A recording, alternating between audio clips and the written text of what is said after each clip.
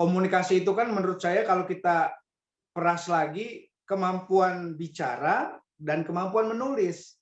Karena bagaimanapun juga cara kita menyampaikan gagasan kepada orang lain bisa dengan dua cara itu. Apakah baik dalam bentuk lisan, artikulasi lisan kita, dan kedua lewat tulisan. Ya tulisan juga sekarang lebih banyak berkembang. Bisa kita menulis langsung kepada orang, bisa kita pakai media. Media juga sekarang berkembang juga, ada media sosial, ada WhatsApp, ada Facebook, ada Instagram, ada TikTok dan sebagainya. Ya, kemudian ada media konvensional seperti media massa cetak, koran, ya majalah dan sebagainya. Jadi buat teman-teman yang kuliah di komunikasi, ya karena kebetulan saya juga sempat jadi anak buahnya Pak Khom di UIN ya, jadi dosen luar biasa juga. Tapi tahun ini saya nggak dapat jadwal ini, Prof. Ya, jadi ya harus dua hal itu dikembangkan. Jadi kalau Anda sebagai calon sarjana komunikasi, ya kemampuan nulis dan kemampuan bicaranya itu memang harus ditingkatkan. Ya buat apa kemudian jadi sarjana komunikasi kalau 4 tahun atau 3,5 tahun atau 4 tahun kuliah teman-teman nggak bisa nulis, nggak bisa bikin berita, nggak bisa bikin rilis, nggak bisa bikin portofolio, nggak bisa bikin video, nggak bisa ngedit, nggak bisa jadi presenter, belum pernah mencoba untuk menjadi pembicara, nggak pernah mencoba untuk menjadi pembawa acara dan sebagainya. Itu ranah teman-teman semua bagian komunikasi. Jadi ya sayang aja jadi sarjana komunikasi, investasi uang teman-teman untuk kuliah dan mendapatkan gelar sarjana komunikasi itu tidak berbanding lurus dengan keterampilan, dengan skill, tadi yang seperti Ibu Indri bilang, soft skill-nya nggak muncul. Ya, jadi nggak dapat passion-nya. Maka sesungguhnya sebetulnya buat teman-teman mungkin yang baru mulai di dunia komunikasi, ya teman-teman harus menemukan passion-nya dulu, talentanya itu, kesukaan kita di mana. Maka mengerjakan segala sesuatu, kalau kita itu senang dengan dunia itu pasti akan bagus. Artinya lahir dari hati kita, lahir dari dignity kita, lahir dari passion kita. Kalau kita mengerjakan sesuatu yang memang berdasarkan kesukaan dan sebagainya, itu akan lebih baik. Kan maka itu orang banyak bilang, pekerjaan yang paling menarik itu adalah hobi yang dibayar. Kesukaan kita, hobi kita itu apa gitu. Saya waktu dari SMA memang sudah cita-cita pengen jadi jurnalis, pengen jadi penulis. Meskipun mungkin kuliahnya di Fakultas Ekonomi Unila, tapi saya banyak aktif di kegiatan-kegiatan ekstra di bidang jurnalistik. Jadi menulis itu sama seperti Pak Khom. Kalau Pak Khom ini kolumnis tetap di Lampung Pos. Karena dulu di Lampung Pos itu ada halaman opini dan itu orang bebas untuk menulis dan dibayar. Ya, dibayar duitnya antara 75.000 sampai 100.000 sampai 150.000. Saya sejak mahasiswa sudah mengisi itu, sudah mencari pendapatan dari hasil menulis. Karena menulis itu bagian dari passion saya. Selain bicara di depan umum, memberikan pengetahuan kepada orang, dan juga di bidang jurnalistik. Jadi pilihan saya itu pilihan yang sadar bahwa rasa-rasanya sesuai dengan kompetensi saya, hidup saya ini akan ada di bidang itu, di bidang jurnalistik, di bidang jurnalisme, di bidang tulis menulis, di bidang karang mengarang. Soal nanti kemudian saya menjadi katakanlah sekarang pemilik media, owner dan sebagainya, itu hanya imbas, tapi kita menitinya, tracknya dari awal itu, tolak ukurnya, tolak awalnya itu, langkah awalnya, langgam awal kita itu dari kesukaan kita tadi. Ya, maka buat teman-teman yang di sarjana komunikasi, baik yang mungkin sudah semester 2, semester 4, semester 6, dicari bahwa memang ini bagian dari hidup kita nanti. Jadi kita nggak perlu mencari satu pekerjaan lain yang di luar ranah sesuai dengan kompetensi di di jurusan kita, di kuliah kita, di program studi kita. Itu pesan saya sebelum jauh-jauh ngomongin soal bisnis, ngomongin soal usaha, teman-teman harus punya passion itu dulu. Kalau passionnya sudah berkembang di situ, ya itu juga nanti akan mengikut gitu, kegiatan-kegiatan kewirausahaan itu mengikut. Jadi penulis itu juga wirausaha, betul kata Bu Indri tadi ya. Saya banyak cocok tadi dengan pendapat Bu Indri Gultom tadi ya. Saya ingat belakangnya aja jadi Marga Gultom ya. Itu cocok memang. Ya harus punya kompetensi, harus punya dedikasi, harus punya kejujuran. Itu memang harus dibangun gitu. Dan ketika seseorang yang bergiat dalam dunia komunikasi, dia juga bergerak sendiri dan dia juga berusaha. Dia menjadi bos bagi dirinya sendiri.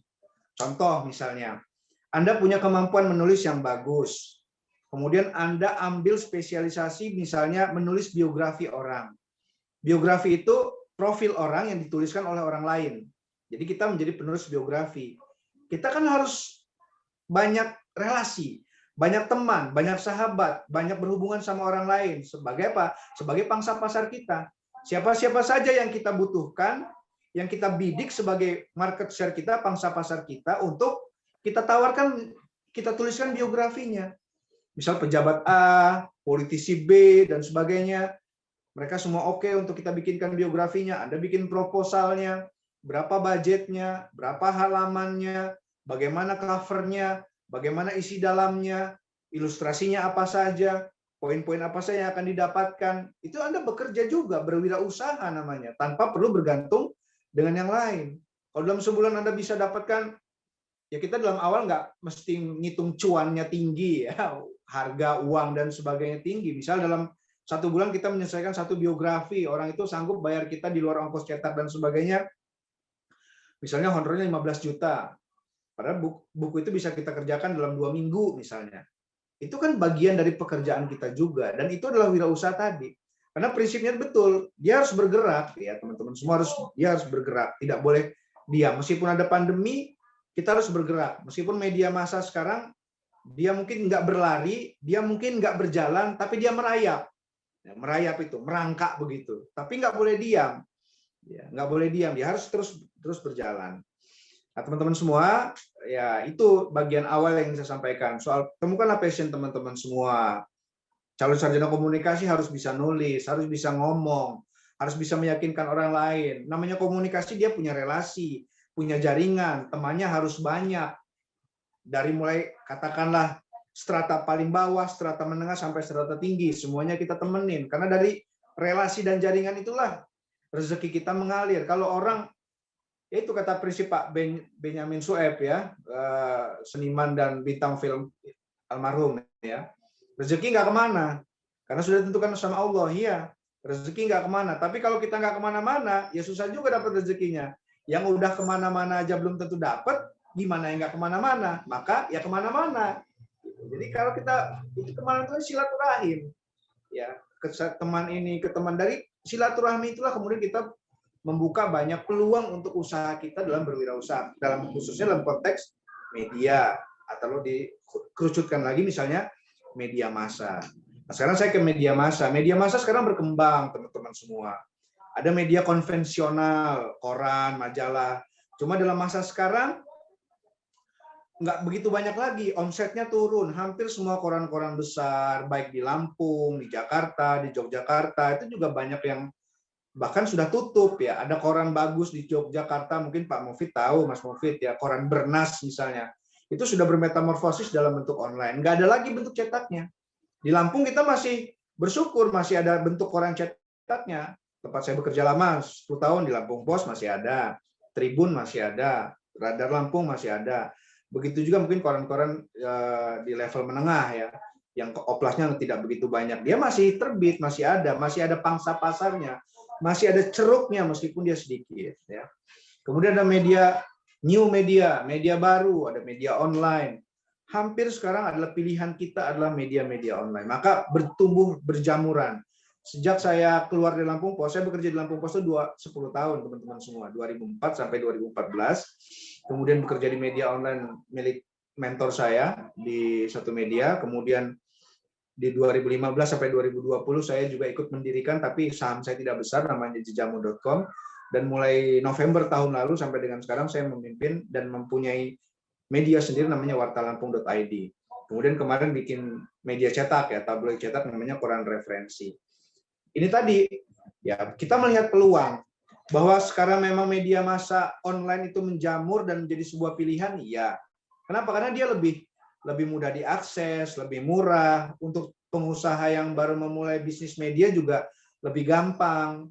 Karena kalau misalnya koran, kita kalau mau dipikul sendiri, kita mesti beli kertas, kita mesti punya mesin cetak, kita mesti separasi, kita mesti punya plat, dan sebagainya, yang biayanya itu sangat tinggi. Jika dibandingkan dengan media online sekarang, itu ya sangat jomplang. Kebutuhan budgetnya untuk mendirikan media online itu ya cukup efisien ya. Saya tidak bilang murah ya, tapi cukup efisien sehingga itu jadi pilihan orang.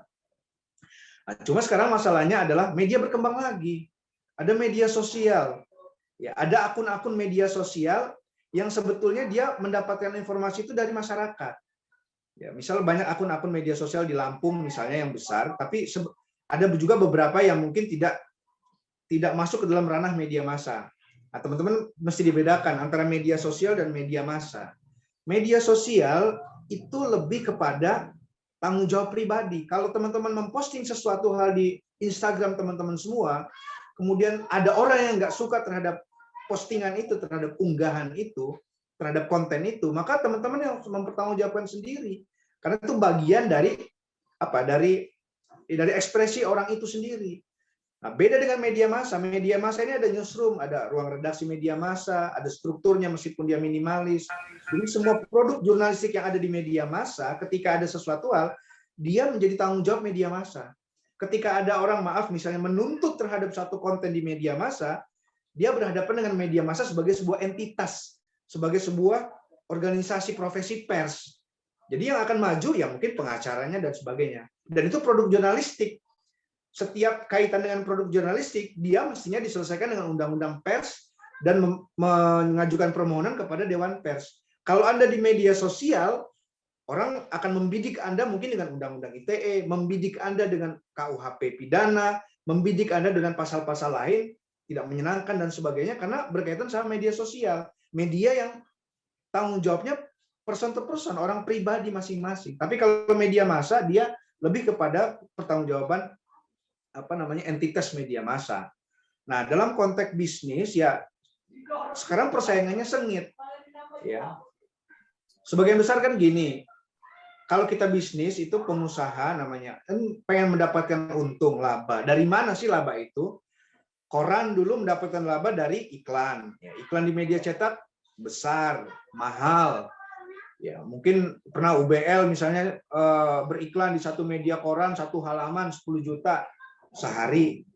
Ya hanya orang yang membaca koran itu yang bisa menikmati iklan dari UBL misalnya. Tapi dengan ada media sosial, ada media massa online, budgetnya bisa lebih kecil. Mungkin 1 bulan hanya 1 juta, orang bisa baca itu semua. Bisa ditambahkan dengan servis berita, mau berapa berita sepanjang itu ada kegiatan di UBL, bisa ditayangkan semua, nggak ada masalahnya. Ada juga akun media sosial. Ya misalnya di Lampung ada Lampuung, ada Info Kiai, ada Lampung Geh dan sebagainya. Itu juga jadi sarana yang efektif buat teman-teman untuk bisa beriklan misalnya. Dari situ kemudian kita mendapatkan uang. Ya kontrak iklannya berapa sebulan dan sebagainya, penghasilan dari situ. Ya, belum lagi orang bisa lewat TikTok dan sebagainya. Jadi persaingannya sekarang sungguh sangat ketat bahwa antara media konvensional, ya, media massa, new media tadi online, dan juga media sosial, akun-akun media sosial besar. Juga ada YouTube sekarang. Jadi persaingan-persaingan itu terus ada. Tapi kan kalau kita bicara soal YouTube, kita bicara soal TikTok dan sebagainya kan, itu korporasi besar ya, kapitalisasinya sangat besar, miliaran, mungkin triliunan. Nah, bagaimana kita memulainya ini tadi ya sebagai sebuah pembelajar media massa dan juga ingin merintis punya usaha media massa. Yang jelas tadi syarat pertama Anda harus punya passion dulu di bidang itu, karena kalau teman-teman tidak memulainya dari passion, dari kesukaan, ya itu akan rumit juga meskipun bisa kita berkolaborasi sama orang, kita punya modal sekian, kita menggaji orang, menggaji pemret, menggaji editor, menggaji desainer grafis, menggaji konten kreator itu juga bisa. Tapi kalau dimulai dari pemahaman kita yang baik terhadap kira-kira bisnis apa yang mau kita mulai, bisnis media seperti apa, ya teman-teman juga masih punya track recordnya, punya rekam jejak terlebih dahulu di bisnis itu. Ya, sehingga kita punya pemahaman mendasar yang baik sebelum kita memulai bisnis itu sendiri. Nah, yang jelas kita mesti banyak kreasi, banyak inovasi, melihat peluang. Ya, jadi adanya pandemi mungkin bagi sebagian orang itu menjadi satu tekanan, tapi itu juga menjadi peluang.